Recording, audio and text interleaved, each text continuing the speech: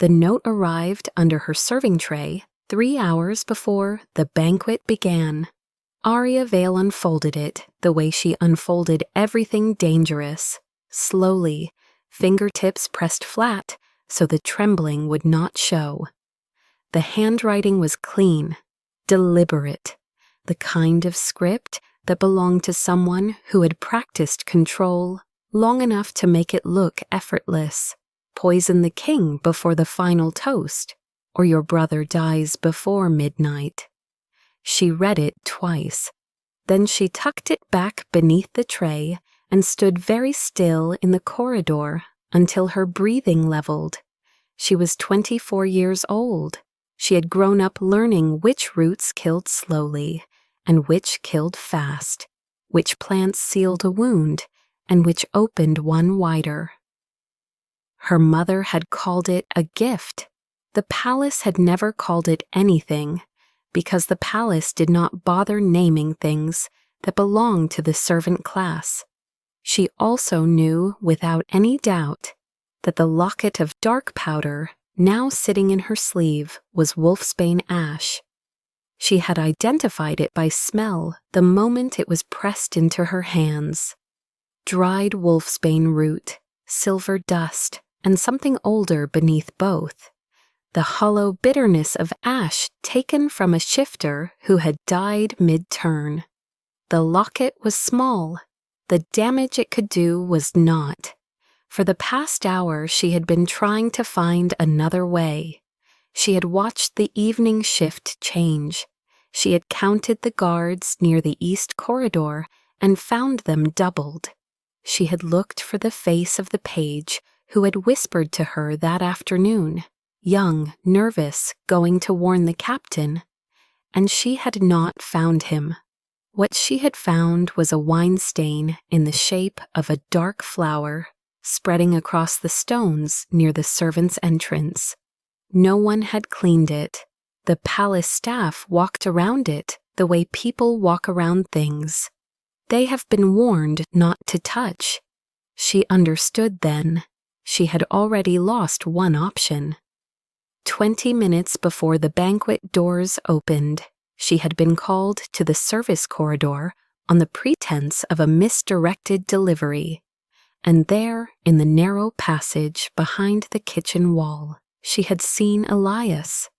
Her brother was 20 years old, and he looked younger when he was afraid. He was sitting against the stone wall with his wrists tied behind him, and 2 men in guard uniforms standing close enough that there was nothing accidental about their proximity to his throat. He had looked at her. His eyes had said, don't scream, don't run, don't make this worse. One of the men said quietly that Elias would be moved before midnight, that the location would change depending on what happened in the banquet hall, that it was very simple, really. Healers were clever people.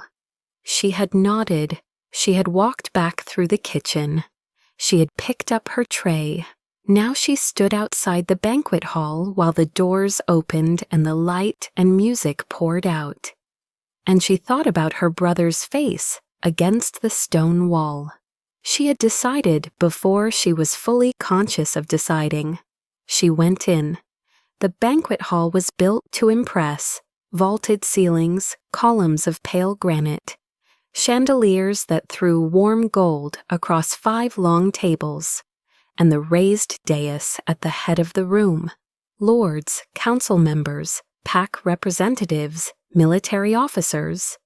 200 people in their finest, performing the careful theater of loyalty.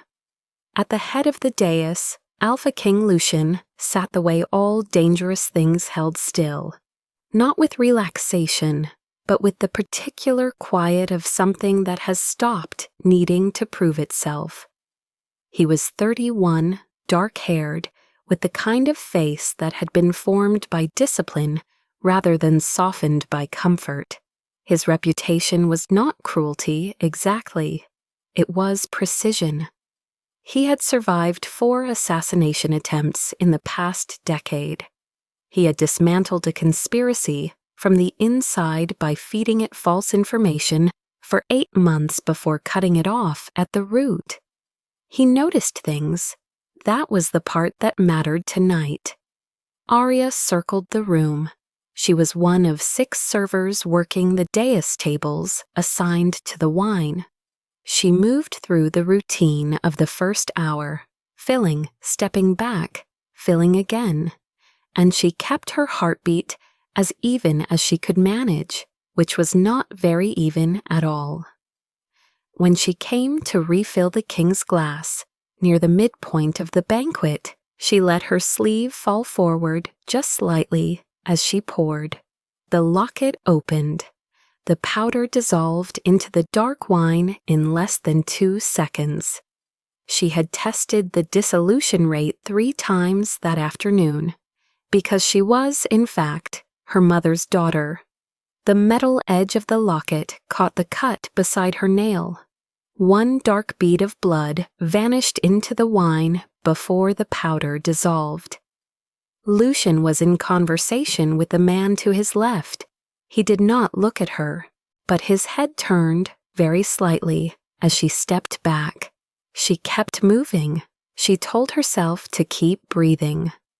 The final toast came as the dessert was cleared. A traditional ceremony. The council's eldest member would speak, and the king would drink, and 200 people would follow. You did not fake the final toast. You did not refuse it. It was the kind of ritual that meant something because everyone agreed it meant something. She was standing 4 feet from the king's table when the elder council member rose. She looked at the cup. She thought about Wolfsbane Ash, what it did to the bond between a wolf and its human half, not killing, not immediately, but severing, thread by thread. She thought about the wine stain on the corridor floor, the shape of a dark flower.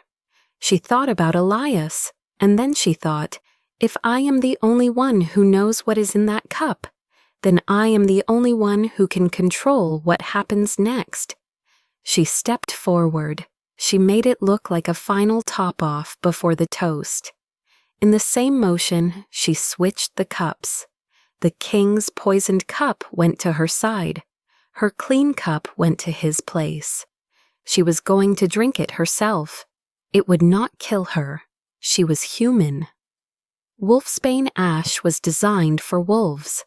On a human body, it would cause damage, burning, disorientation, possible cardiac disruption, but not the same targeted severing.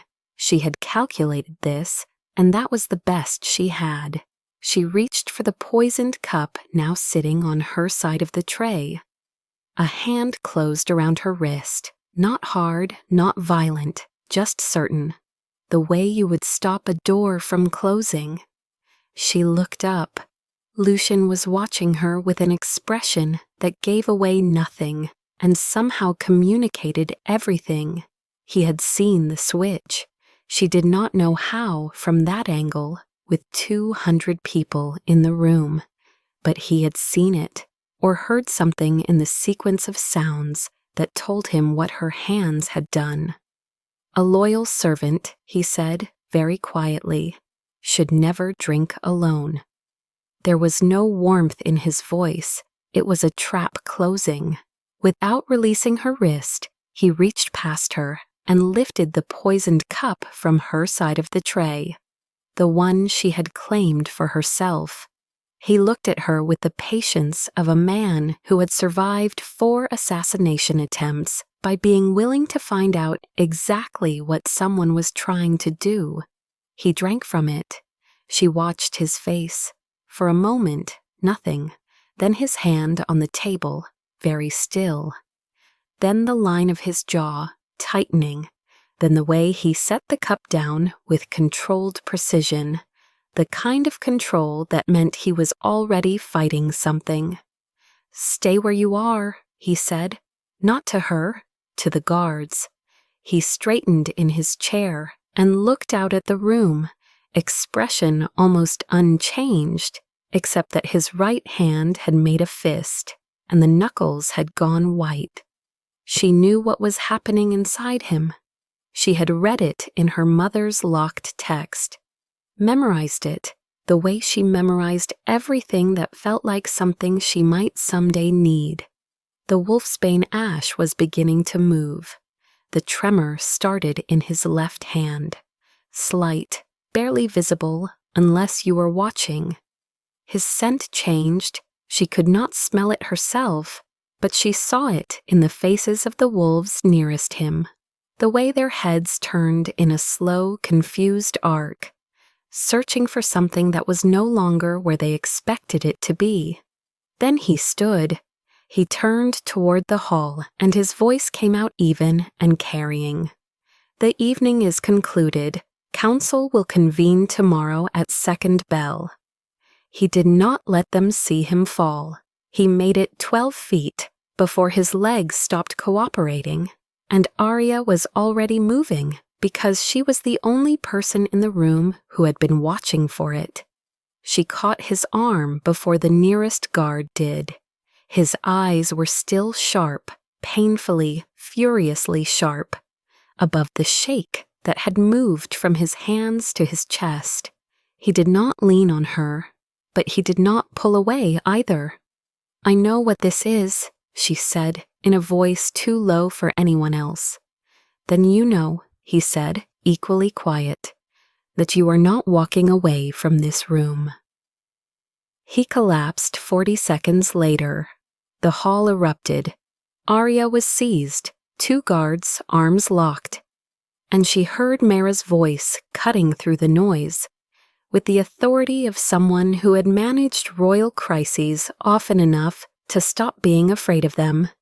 "Wolfsbane Ash," Mayara said, assessing Lucian in 3 seconds. It was not a question. The council was on its feet. Someone said the word execution, and the room shifted. Lucian opened his eyes.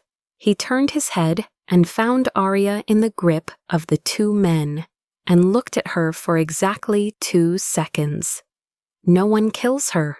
His voice was barely above a whisper, but the guard nearest him went very still, and then the stillness spread outward. "Bring her to the East Tower. Lock it from the outside." Mara looked at Aria. "Move," she said, "before someone overrules him." They moved. The East Tower room had 1 window and no fire. Aria sat on the edge of the narrow bed and waited 3 hours.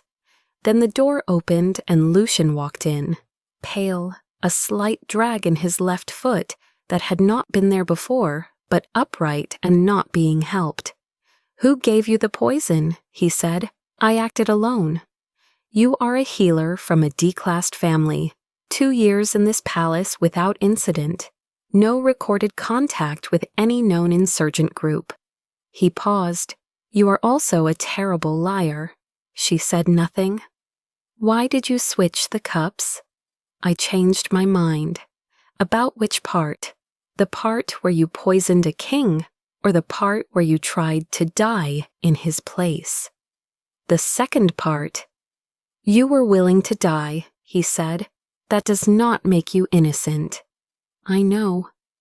"Mara tells me I have approximately 10 days before the bond between myself and my wolf becomes irreversible. There is a Wolfsbane antidote. Mara has identified 3 components. 2 she can source.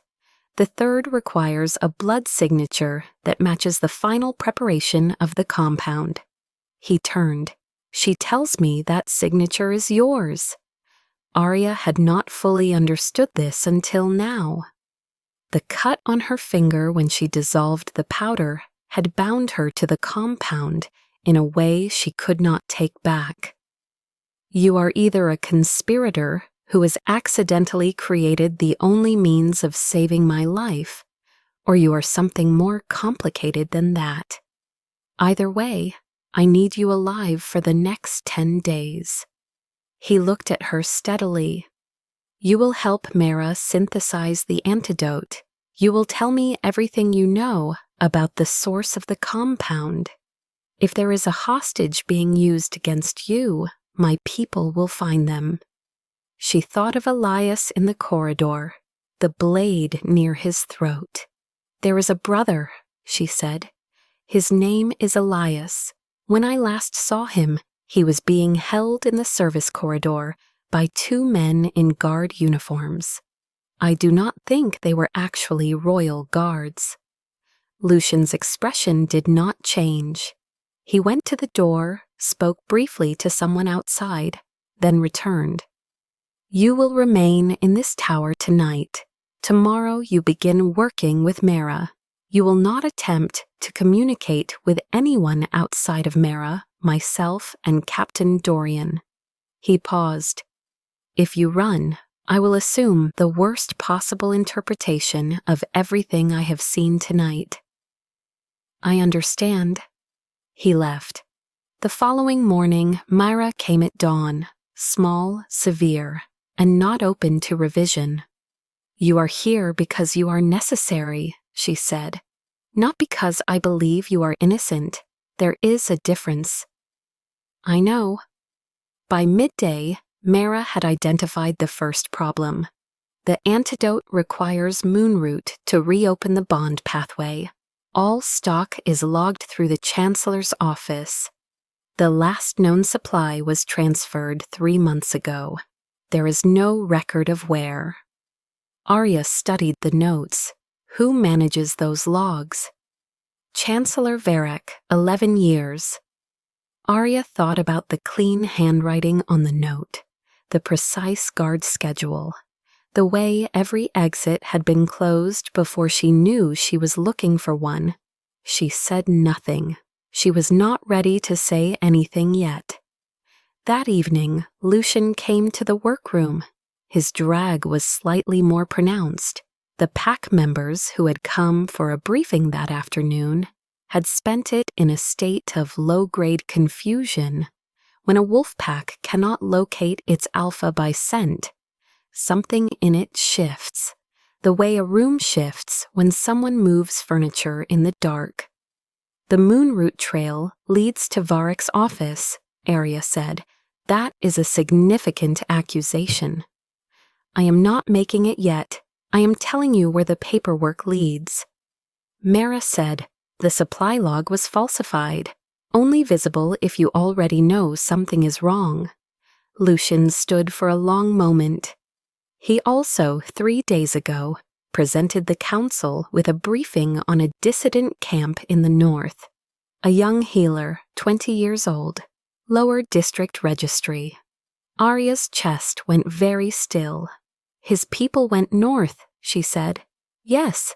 She thought about how precisely that camp had been known about, how exactly the direction had been named. If every piece of evidence was being filtered through a man who already knew what the search would find, then the 10 days were not just a medical countdown.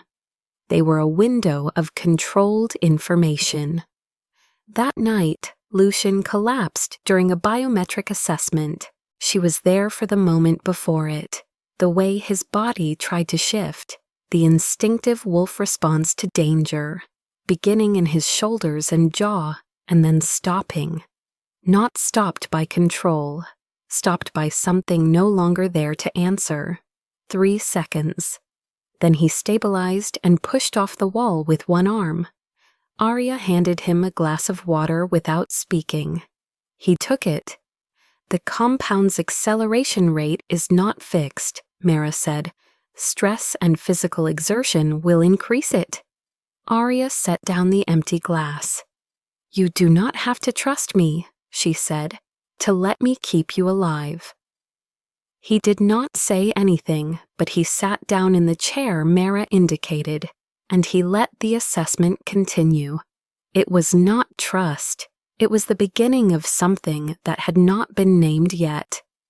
The search team returned on the 3rd day. They had found Elias in the northern camp. He was not bound. He was not behind a locked door. He was working in what appeared to be an infirmary, sorting compound preparations with the focused efficiency of someone who had done it before. Captain Dorian brought the report to the workroom in person and set it on the workbench without ceremony. He was never the prisoner. She had built the entire architecture of her decision on a foundation she had seen with her own eyes. Her brother's wrists tied, 2 blades near his throat, his face telling her don't. Every calculation she had made from that moment forward had been in service of a constraint that had not been real. "You knew him to be a hostage," Lucian said. "You are not absolved because the hostage was a fiction." "I know." "Then tell me what you are not telling me about your brother," she told him. Elias's ambition, his grievance, the years of watching their family's healer status erode, while guild politics arranged themselves to favor those who could afford to navigate them. The way she had always told him what to do, who to avoid, how to be careful, and how that love had looked from his side for years. He was clever and young and angry, she said, and someone found him and gave him a version of the future that sounded like justice. He chose, Lucian said. Yes. Then, I need you to make contact with him. She had not expected that. There is a chapel in the old wing. The walls contain silver and ash compounds that absorb scent and suppress mind link. Nothing said inside that room transmits. If you arrange a meeting there, you will be the only person in this palace who knows what time he arrives. You want to use me as bait. I want you to use yourself as bait. There is a difference. If I use the meeting to warn him instead of bring him in, then you confirm every worst interpretation of your involvement. He looked at her steadily. I am not offering forgiveness. I am offering a function. I understand I will do it, and I will tell you everything that happens in that room. Dorian came to the workroom that night. He stood in the doorway and said, If you run, I will find you. I have people at every exit within a half-mile radius. I know.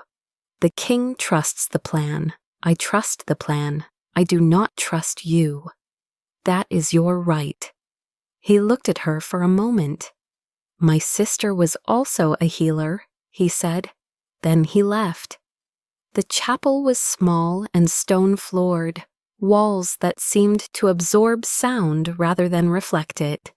Dorian had arranged a narrow observation lens in the east wall, barely larger than a coin, concealed within the mortar pattern. Aria had found it in her pre-meeting walkthrough. She knew what it meant. She could block it. There was one angle. She spent a long moment deciding. Then she stepped forward and stood so the lens had a clear view of the room. Elias came in from the side door. He was thinner than she remembered. He had always seemed younger than his age, in the way people did when someone else managed their safety. He did not look younger anymore.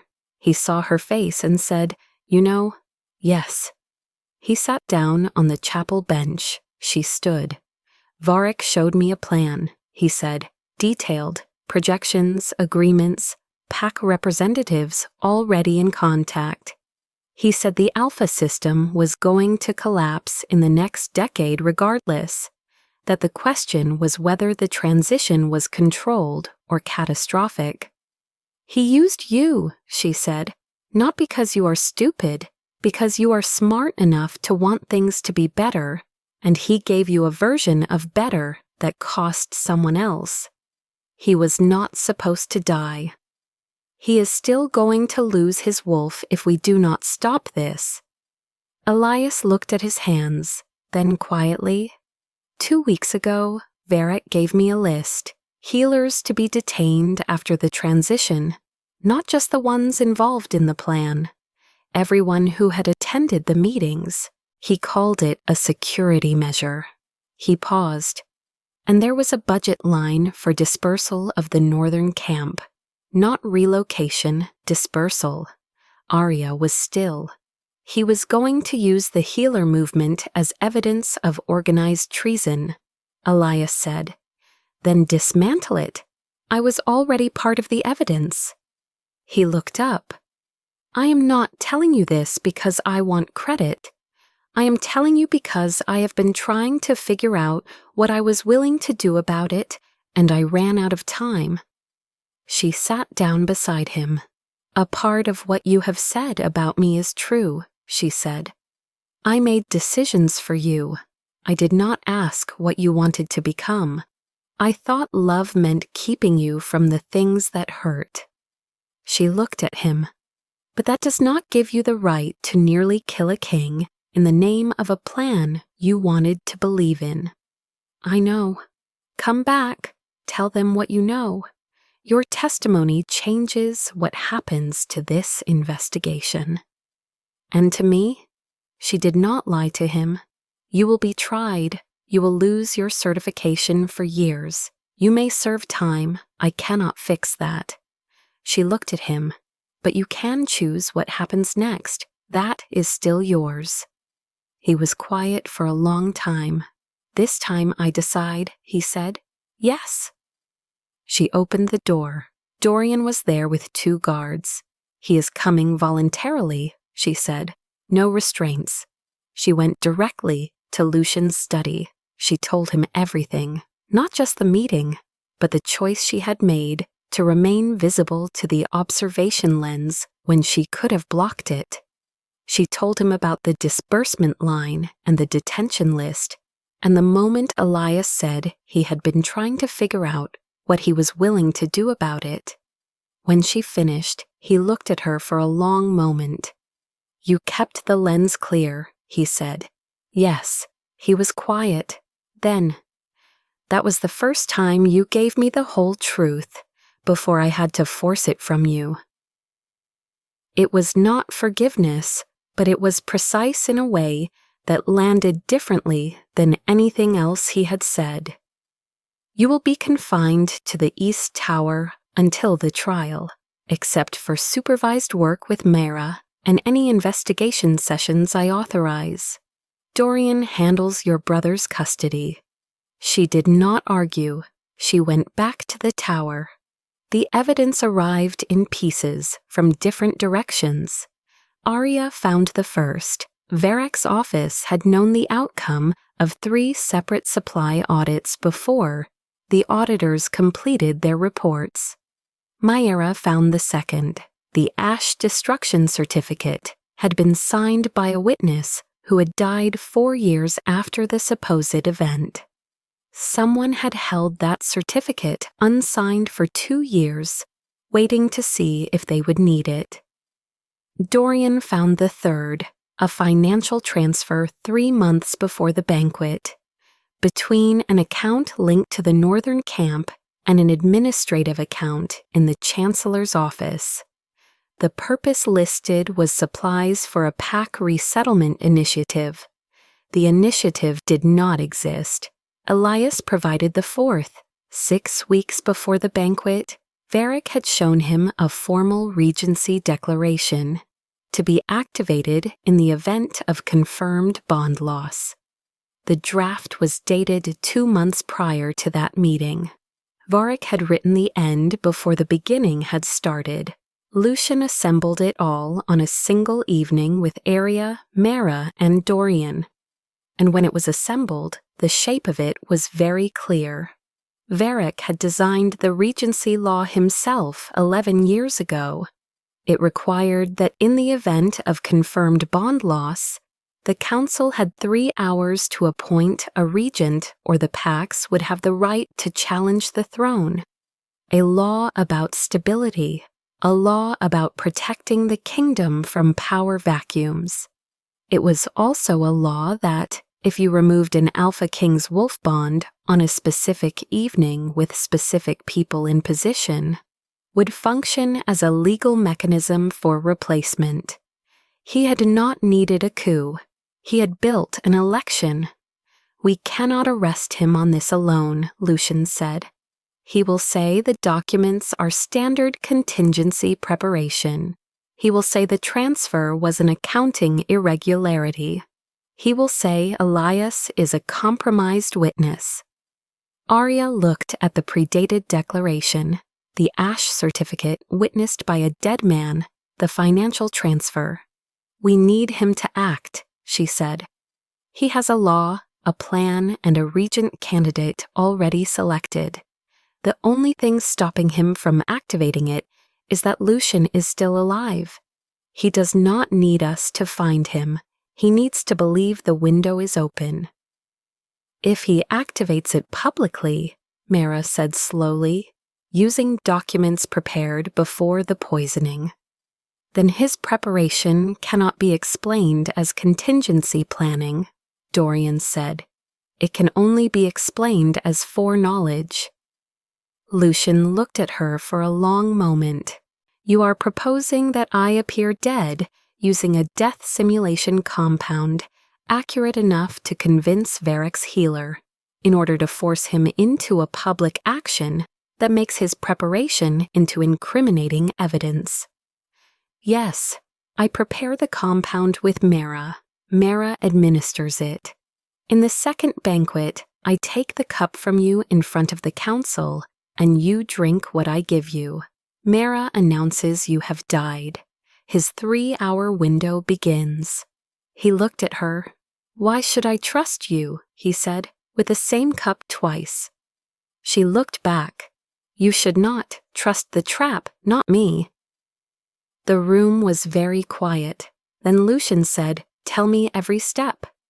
The second banquet was held 4 days later, smaller than the first, 40 guests, all key council and pack representatives.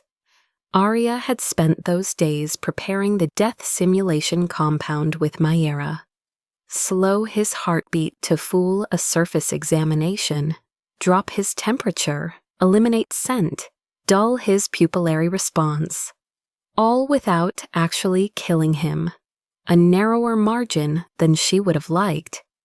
Mara had modified one of Varric's healer's testing reagents to extend its detection window. Dorian had stationed people at every exit without Varric's knowledge. On the evening of the banquet, Aria was escorted in by 2 guards, dressed in a plain gray tunic that read as prisoner rather than collaborator. Varric stood near the wall with the attentive patience of a man who had been waiting for a specific event and was not going to miss it. Lucian spoke briefly. He said the antidote had been developed, that the healer responsible for the poisoning had participated in the synthesis, that he would demonstrate the process before the council as a matter of record. Then he turned to Aria. She walked forward. She reached for the cup at his place setting and felt the room tighten. 40 people holding their breath without deciding to. She thought of the first banquet and the weight of the locket in her sleeve. She thought, "This is not that." She moved the death simulation compound to her side, exactly as she had moved the poisoned cup at the first banquet. The clean cup went to his position. Lucian reached past the clean cup at his setting and lifted the one she had claimed for herself. He looked at her.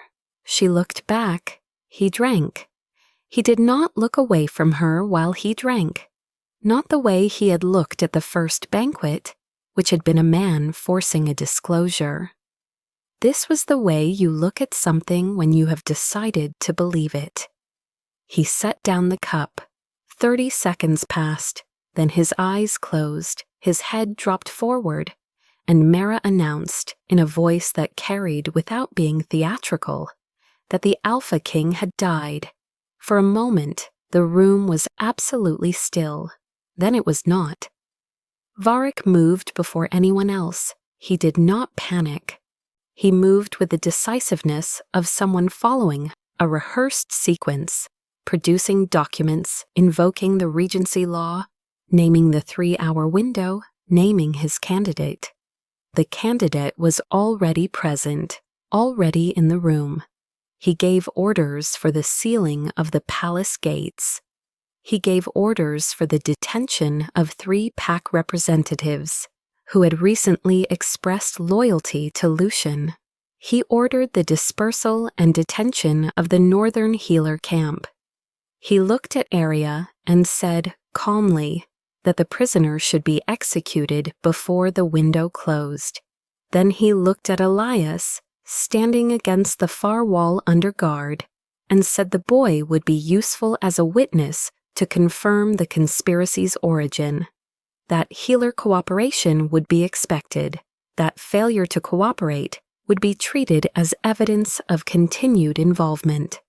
Elias looked at his sister. She said nothing. She stood very still and looked back at him and let him decide. He turned to the room. He said, in a voice steadier than she expected, that he would like to give a statement. He described the Regency declaration Varek had shown him, dated 2 months before the banquet, the financial documentation linking Varek's accounts to the camp, the ash compound sourced from materials Varek had certified as destroyed, the planning sessions in which Varek had discussed eliminating the healer network as a political liability once the transition was complete. I believed him, Elias said. I am not asking you to forgive that. I am telling you what I know because it is what I should have done before any of this began. Varek said, with the composure of a man who had prepared for this possibility, the boy is a convicted conspirator with every reason to construct a counter-narrative. Dorian said from the doorway, "The palace gates are sealed, Chancellor. My people have sealed them." He crossed the room. Your order was the confirming evidence we needed. We have the financial transfer, the predated declaration, the Ash certification, and now a direct action taken before anyone else had even verified the death, under a law that allowed 3 hours. He paused in front of Varek. We also have your ring. Varek looked down. The ring was still on his hand. The replica is convincing, Dorian said. We replaced the original 4 hours ago. The ash sample from the inner seal compartment matches the molecular signature of the compound used in the original Wolfsbane preparation, the ash you certified as destroyed 6 years ago. He stopped. You had it. You planned this before you had a reason to. That is not contingency planning, Chancellor. That is premeditation. On the dais, Lucian opened his eyes. The reversal dose worked quickly. Lucian was sitting upright while the room was still processing what had happened. Varek stood with guards on either side, and the composure finally showing its first fracture. Aria was taken to a side room while the arrests were processed. She sat on a bench and listened to the sounds of the palace rearranging itself. Wolfsbane Ash was not Varek's forgery. It had been doing its work for 7 days, and the bond between Lucian and his wolf was frayed in a way that surviving the political crisis had not automatically repaired. She had known this. She had known it would not be over with Varek's arrest. Myra found her in the corridor 3 hours later. We are ready. The workroom, Lucian already there, looking tired in the way of a man who had been carrying slow damage for days, and was finally in a space where he did not have to conceal it. Myra walked Aria through the 3 components: Moonroot to reopen the pathway, the ash sample from Varek's ring to calibrate the antidote structure, and Aria's blood to carry the signature that matched the final preparation. Sit, Myra told her. The draw began. Small needle. Aria looked at the compounds taking shape, in Mara's hands and did not look at Lucian. But she was aware of him, the way she had learned to track him over the past week. After a moment, he said, from across the room, "Enough." Mara did not look up. "We need 3 more milliliters." "She is pale." "She is well within safe limits. I told you the boundary." Aria said, to the workbench, "I am fine." "You are not eating enough," Lucian said. "Not warm, precise, the way all his observations were. I will eat after." The draw finished. Myra handed the sealed vial to Aria. "The synthesis has to be completed by the primary signature," Mara said. "You know the steps." She mixed it the way her mother had taught her to mix everything that mattered. Slowly, without shortcutting the waiting time between steps. When it was done, she set the final preparation in front of Mara, who examined it without comment. Aria had learned that was her method of indicating approval. Lucian drank the antidote. She watched his face. There was a long moment in which nothing seemed to happen. Then the quality of his stillness changed, the way a room changes when a window is opened somewhere else in the building. Something that had been closed was no longer closed. His head dropped forward. He was very still. Then quietly, he spoke in a language Aria did not know. Old Pack language. But the cadence of it was not ceremonial. It was the cadence of someone speaking to something they had been afraid would not answer. She looked away and gave it the privacy it deserved. When she looked back, Lucian had straightened. Something in his face was differently settled, as if a weight he had been distributing carefully had found its natural position. "The antidote worked," Mara said with clinical satisfaction. Lucian said equally quietly, "I know." Across the room, his eyes found Aria's for a moment, before he looked away. It was not a long look. It was not warm. But it was different from any look he had given her before. She picked up her instruments and began to clean them, because there was still work to do, and that was the only honest response she had. The trials were public because Lucian had decided the Pack network had the right to understand what had been done inside the system that governed them. Varric was convicted on all charges: treason, conspiracy, abuse of administrative authority, falsification of official records, manipulation of the Regency law, and illegal stockpiling of restricted compound materials. The Regency law was suspended pending review. Elias was sentenced to 1 year in custody, followed by 3 years of supervised service in the Northern Pack territories, the specific region where the healer camp had operated. He was barred from independent healer practice for 5 years and required to provide ongoing testimony until the investigation formally closed. His testimony had mattered. It did not erase the rest. He received the sentence without objection. She visited him before he left for the north. They sat together and said most of what needed to be said. Some things would not be ready for a few more years. She did not tell him it was going to be all right. That was something he needed to find out himself. Aria's sentencing acknowledged everything: the documented coercion, the voluntary cup exchange, the full cooperation in the antidote synthesis, the disclosure that had accelerated the investigation, the role in exposing Varric, and everything else: the weapon brought into the palace, the initial lies about acting alone, the delay in acknowledging the full extent of her suspicions about Elias, and the decision to place personal loyalty above the safety of the crown. She was barred from palace service for 3 years. She was required to work under independent oversight at the Royal Toxicology Center.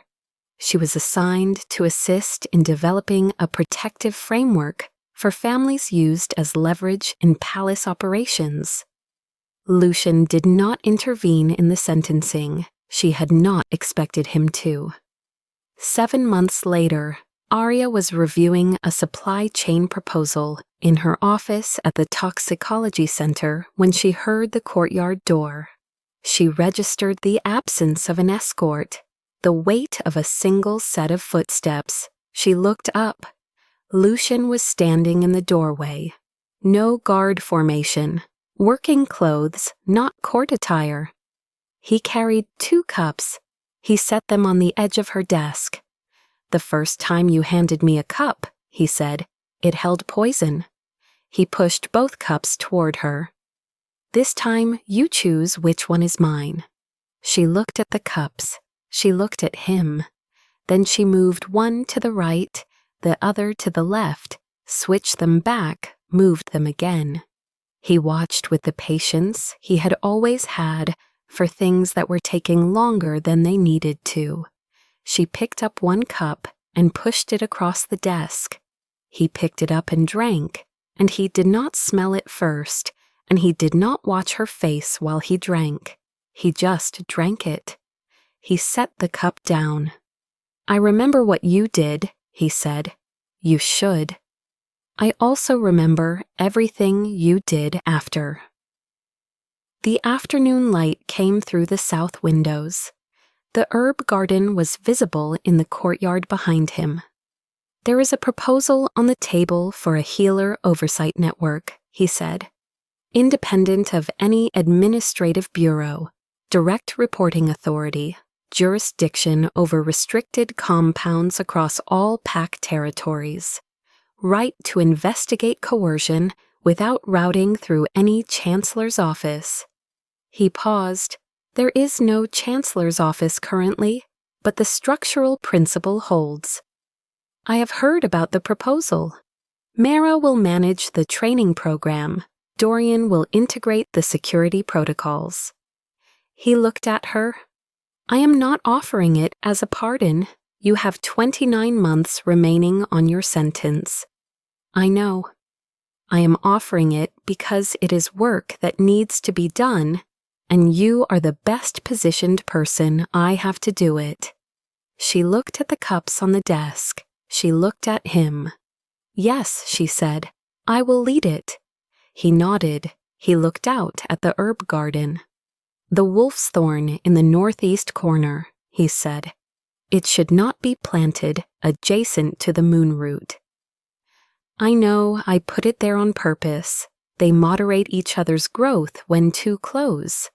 Both grow smaller, but the alkaloid concentration in both increases." "More potent," he said, "because of the resistance." "Yes," he looked at her. "The position is professional," he said. "My reason for coming today is not entirely so." She looked at him across the desk, this precise, dangerous particular man who had drunk from a poisoned cup to force out a secret, and then drunk from another cup to show her he had decided to trust the person who made it. "I know," she said. He turned toward the door. "Tomorrow, first bell. Bring the full proposal to the Eastern Conference Room. Mayra will be there. Dorian will be there." He paused. "I will be there." He left. She sat for a moment after the courtyard door closed. Then she turned back to the supply chain proposal, picked up her pen, and kept working. 1 year after the banquet, the wolf bond was fully restored. The healer network had begun operations in 6 territories. The coercion protocols had already protected 2 families from threats modeled on Varex's methods. Elias was serving the first of his 3 years in the north. He had started a teaching program for young healers in the affected community. The latest Observer's report described his teaching as unusually direct, and noted that he seemed to have a particular gift for explaining why each piece of knowledge carried responsibility as well as application. Mara had added this report to Aria's file without comment. On the evening of the 1-year anniversary, there was a formal banquet. Aria attended as the director of the Oversight Network. The seating arrangement placed her across from Lucian. When she sat down, she noticed 2 cups already at the table. Both were wine, both from the same decanter. Lucian reached across and moved 1 cup to his side of the table. She looked at the remaining cup, then at the one in front of him. She switched them. He switched them back. She looked at him. He switched them again, then sat back with the expression of a man who had made a definitive point. She lifted her cup and drank. He lifted his and drank. They set them down at the same time, which was not planned, and the sound was precise and symmetrical. "There is no poison," she said. "I know." "You know because you drank it." "I know because you have been running a restricted compounds facility for 7 months, and if you had put anything in that wine, the South Corridor would already smell of antioxidant stabilizers." He paused. "Also, I watched you pour it." "You watched the pour, but you still made me choose first." "Old habits," he said. Aria looked at him. "Bad habits," she said. He moved 1 cup slightly. She moved it back. He almost smiled, not quite, but close enough that she recognized the shape of it. Between them, 2 cups on a table, no poison, no test, no one calculating the margins. Just 2 people who had looked at each other across a year of difficult things and found on the other side of all of it that the cups were simply cups. The wine was good. The evening continued.